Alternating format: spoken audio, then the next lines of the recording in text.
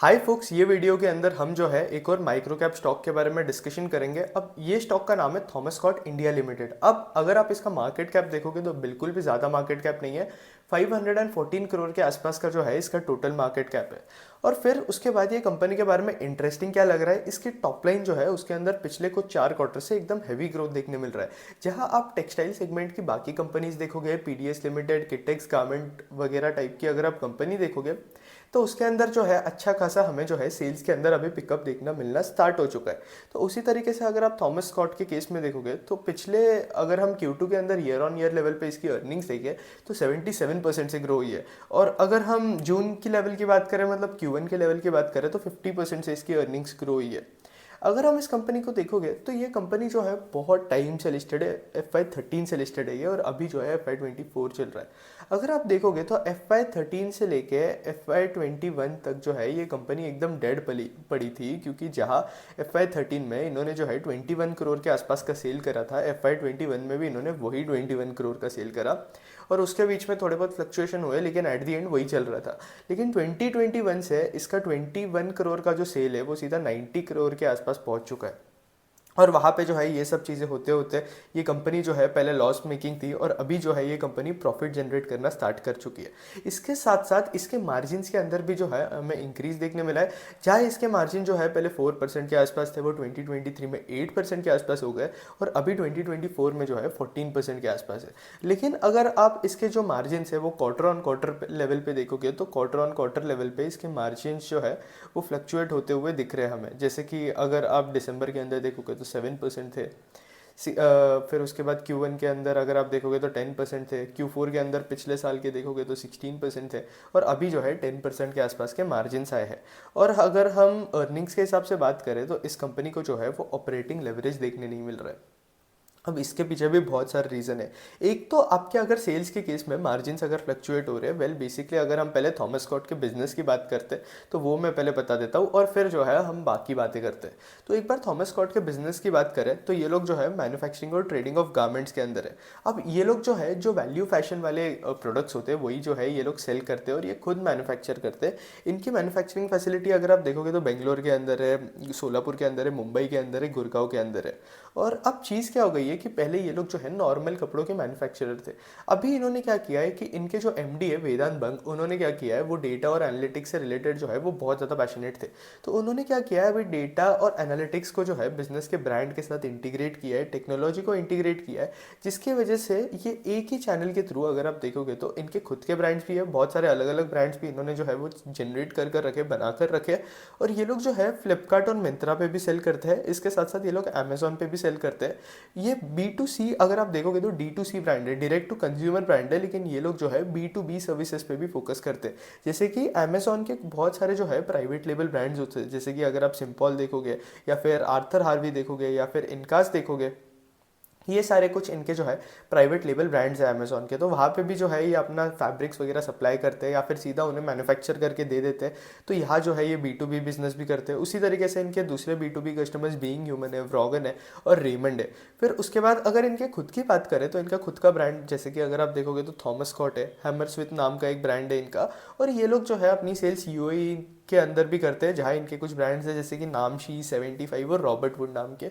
इस तरीके के जो है इनके कई तरीके के ब्रांड्स हैं।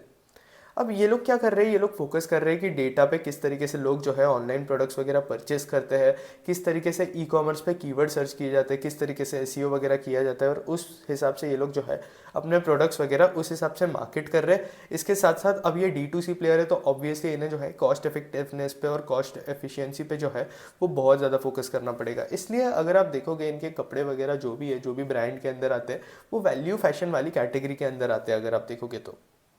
फिर इसके साथ साथ अगर हम इनकी मैन्युफैक्चरिंग फैसिलिटी देखें तो टोटल जो है इनकी 4 एरिया के अंदर जो है मैन्युफैक्चरिंग फैसिलिटी हमें जो है वो देखने मिल रही है। 4 से 5, आई थिंक, हाँ, 4 एरियाज़ के अंदर है। और इसके साथ साथ इनके फुलफिलमेंट सेंटर्स देखोगे आप तो इनके मैन्युफैक्चरिंग फैसिलिटी के आसपास ही है इनके फुलफिलमेंट सेंटर्स। फिर उसके बाद अगर हम बात करें तो टॉप लाइन के अंदर अच्छी ग्रोथ देखने मिली है। पैट मार्जिन जो है इस कंपनी के वो भी इंक्रीज हो चुके हैं, 4.6% के आसपास से सीधा जाके 9.2% के आसपास जा चुके हैं।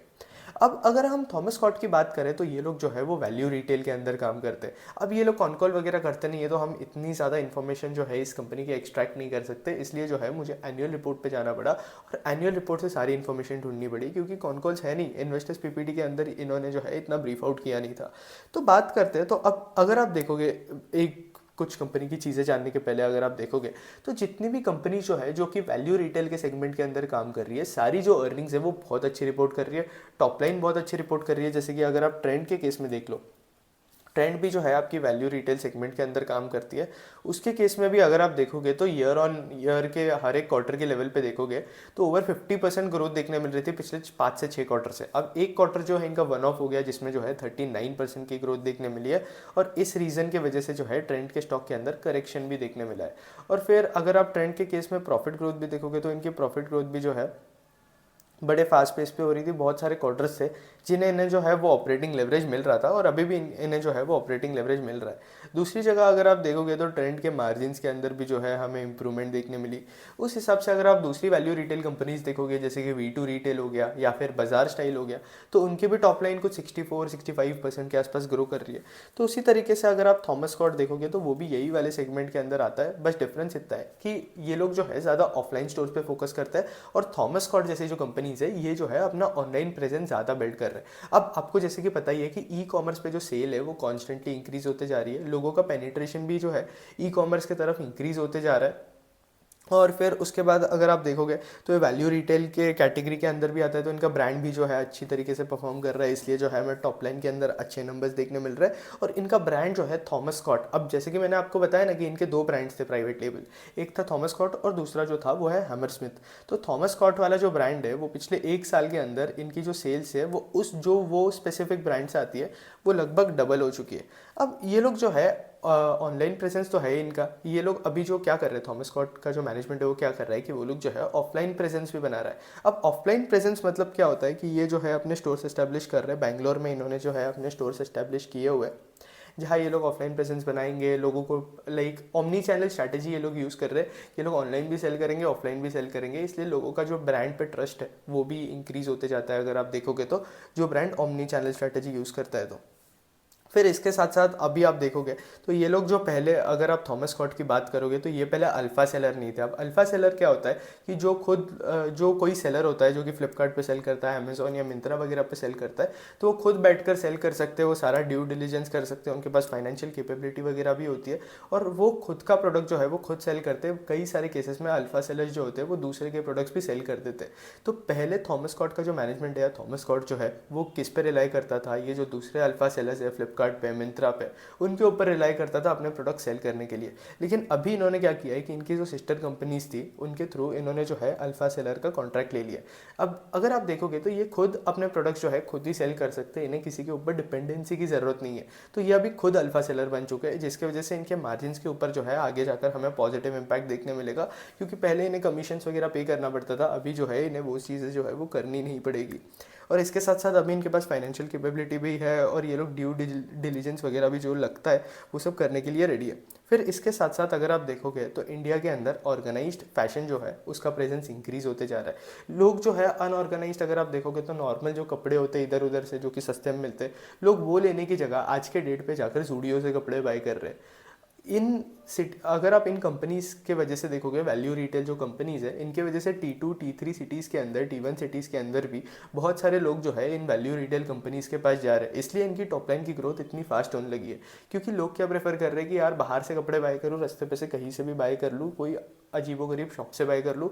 ऐसा नहीं बोल रहा हूँ कि कोई शॉप अजीबोगरीब है, बट स्टिल कहीं और से बाय कर लूँ, इससे तो मैं ब्रांडेड कपड़े यूज़ कर लेता हूँ, जूडियो के कपड़े यूज़ कर लेता हूँ, वो ज़्यादा बेटर ऑप्शन है। तो लोगों की थिंकिंग ऐसी हो गई है।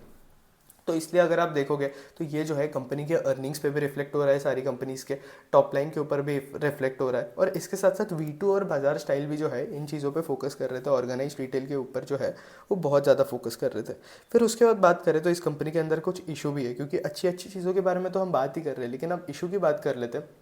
तो अगर आप देखोगे तो इनकी बुक्स ऑफ अकाउंट्स जो थी और इन्होंने जो क्वार्टरली रिपोर्ट्स जो है वो सबमिट किए, उसके अंदर नंबर्स के अंदर डिफरेंस देखने मिला। हालांकि डिफरेंस जो है बहुत ज़्यादा नहीं है, कुछ 1 या 2 लाख के आसपास का या सम थाउजेंड्स का डिफरेंस है, बट डिफरेंस देखने मिला, जो कि एक नेगेटिव बात है। बट हम ऐसा भी बोल सकते हैं कि यार कंपनी माइक्रो कैप कंपनी है, मैनेजमेंट के पास इतना हो सकता है स्टाफ ना हो या कोई और दिक्कतें हो कि इन्हें नॉलेज वगैरह ना हो, बट ऐसा भी नहीं है यार कि मैनेजमेंट के पास नॉलेज नहीं है। अगर आप देखोगे तो इनके एमडी ने जो है अच्छी खासी पढ़ाई कर कर रखी है, बट स्टिल थोड़े बहुत मैनुअल एरर्स जो है वो हो सकते हैं, माना।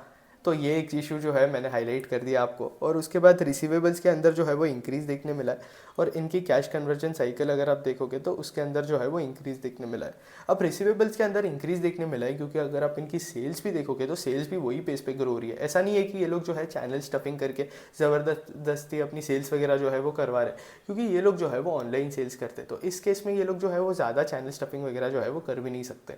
अगर आप दूसरे बड़े ब्रांड हो और फिर आप आपके डिस्ट्रीब्यूटर्स को चैनल स्टफिंग कर रहे हो तो वो बात अलग है, बट ऐसे तो मुझे नहीं लगता कि ये लोग जो है अपने रिसीवेबल्स के नंबर जो है, सेल्स के नंबर जो है वो मैनिपुलेट कर रहे हैं। अब देखते हैं कि अगले कुछ क्वार्टर में, मतलब अगर आप देखोगे थर्ड क्वार्टर के अंदर आपको इनका रिसीवेबल्स का नंबर जो है वो मॉनिटर करना पड़ेगा, देखना पड़ेगा कि यार रिसीवेबल्स के नंबर के अंदर रिडक्शन देखने मिलता है क्या। नहीं तो फिर थोड़ी गड़बड़ मुझे लग रही है, क्योंकि ये अब माइक्रो कैप कंपनीज के अंदर थोड़ा बहुत ऊपर नीचे हो सकता है। ये इशू मुझे ऐसे लगा कि यार मुझे जो है ये इशू हाईलाइट करनी चाहिए। इन्होंने बेंगलोर के अंदर कुछ 5 फिजिकल स्टोर के आसपास ओपन कर रखे। थॉमस स्कॉट की बात करें तो यार कंपनी बहुत अच्छी है। अगर आप देखोगे तो छोटी कंपनी है, 500 करोड़ के आसपास का मार्केट कैप है। इसके साथ साथ टॉप लाइन ग्रोथ के नंबर जो है अच्छे देखने मिल रहे हैं, बॉटम लाइन ग्रोथ के नंबर्स अच्छे देखने मिल रहे हैं। और इसके वजह से अगर आप देखोगे तो स्टॉक जो है कितना रिटर्न दे चुका है। स्टॉक 191 के लेवल से सीधा 433 के लेवल पे जा चुका है। अभी कुछ टाइम पहले अगर आप देखोगे तो नवंबर में स्टॉक जो है वो 190 के लेवल के आसपास ट्रेड कर रहा था, क्योंकि अभी इस कंपनी के अंदर अगर आप देखोगे तो ग्रोथ वगैरह आना स्टार्ट हो गई है, और ये जो है प्रॉफिटेबल भी बन गई है। अगर आप नोटिस करोगे तो मार्च के आसपास ये लोग जो है वो प्रॉफिटेबल बन गए थे, मार्च 2023 के आसपास। तो इसलिए अगर आप देखोगे तो कंपनी के स्टॉक प्राइस के अंदर भी जो है वो ट्रैक्शन आना स्टार्ट हो चुका है, और अच्छा खासा इंक्रीज देखने मिल सकता है हमें स्टॉक प्राइस के अंदर आगे जाकर। तो अब इस अपॉर्चुनिटीज़ को खेलना कैसे। अब ये जो अपॉर्चुनिटीज़ होती है ये बहुत रिस्की अपॉर्चुनिटीज़ भी होती है और मैक्सिमम रिटर्न देने वाली अपॉर्चुनिटीज़ भी होती है। तो हमें क्या करना चाहिए ऐसे केस में। थॉमस स्कॉट इंडिया के केस में अगर मैं बात करूँ तो यार इनका बिजनेस इंटरेस्टिंग है, अर्निंग्स के नंबर के अंदर ग्रोथ देखने मिल रहा है। अब भी माइक्रो कैप बिजनेस है, थोड़ा बहुत वो इशू हो सकता है अकाउंट का, रिसीवेबल्स का, ये सब चीज़ें जो है थोड़ी बहुत इशू हो सकती है। बिजनेस इनका इंक्रीज होते जा रहा है, इसके साथ साथ ये लोग जो है ऑनलाइन के ऊपर फोकस कर रहे हैं, आपका ई कॉमर्स के ऊपर फोकस कर रहे हैं, तो वो भी एक चीज़ हो जाती है। तो करना क्या चाहिए। वैल्यूएशन वाइज अगर आप देखोगे तो 48 के आसपास इसका पी जो है ट्रेड कर रहा है, 48 के पी के आसपास, तो वो भी डिसेंट है, ज़्यादा नहीं है, क्योंकि कंपनी जो है 50% पे अपनी अर्निंग्स ग्रो कर रही है, अपनी टॉप लाइन ग्रो कर रही है, और अर्निंग्स कुछ 14-15% के आसपास है।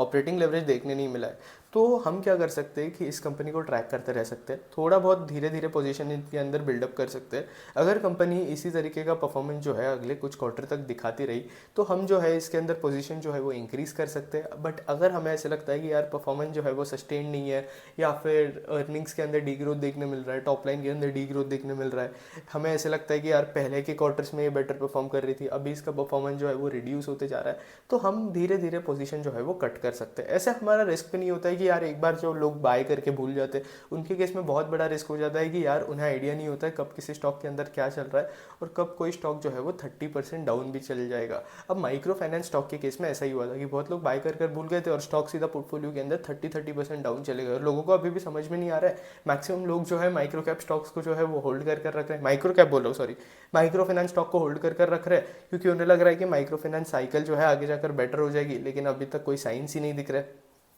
तो ये सारी कुछ चीज़ें चलेगी।